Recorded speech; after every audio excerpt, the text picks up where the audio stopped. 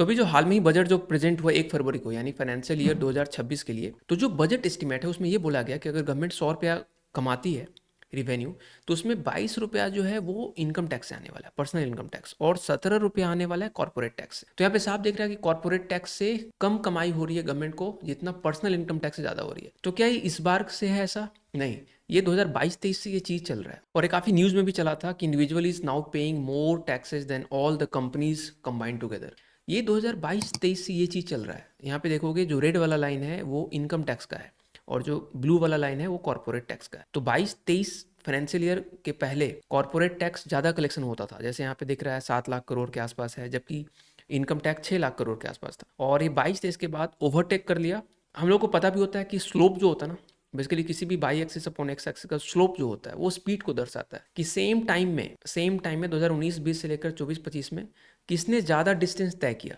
तो साफ दिख रहा है कि ये जो रेड वाला लाइन है ओवरटेक कर लिया ब्लू वाले लाइन को, यहाँ पे यहाँ से आगे निकल गया। यानी कि जो रफ्तार है, जो ग्रोथ रेट है पर्सनल इनकम टैक्स का, वो कहीं ज़्यादा है कॉर्पोरेट टैक्स का, तभी तो ओवरटेक करेगा। अगर किसी कार का स्पीड ज़्यादा हो तभी तो वो स्लो वाले को ओवरटेक करेगा। तो ये चीज़ यहाँ पे देखने को मिलता भी है कि जो इनकम टैक्स है वो फाइनेंशियल ईयर 2024-25 में 20% से ग्रो किया था। मतलब ज़बरदस्त तरीके से इनकम टैक्स में ग्रोथ है। और कॉर्पोरेट टैक्स को देखोगे तो 7.6% से ही ग्रो किया था।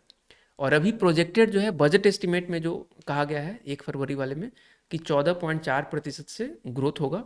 और कॉर्पोरेट टैक्स में थोड़ा ज़्यादा यहाँ पे रखा गया है एस्टिमेट। तो ये रहा 2025-26 का। तो ये वाला है बजटेड, ठीक है। एक्चुअल क्या आएगा वो देखना होगा। तो 12 लाख करोड़ तो यहाँ दिख रहा है, यानी 12-16 के बीच में दिख रहा है ना। तो ऑलमोस्ट 14 लाख करोड़ के आसपास गवर्नमेंट का एम है इनकम टैक्स को कलेक्ट करने का। इनकम टैक्स का डेटा है। और जो एक्चुअल में जो गवर्नमेंट की कमाई होती है इनकम टैक्स से, वो देख सकते हो 21-22 में जनरली ज़्यादा ही हो रही है 21-22 से।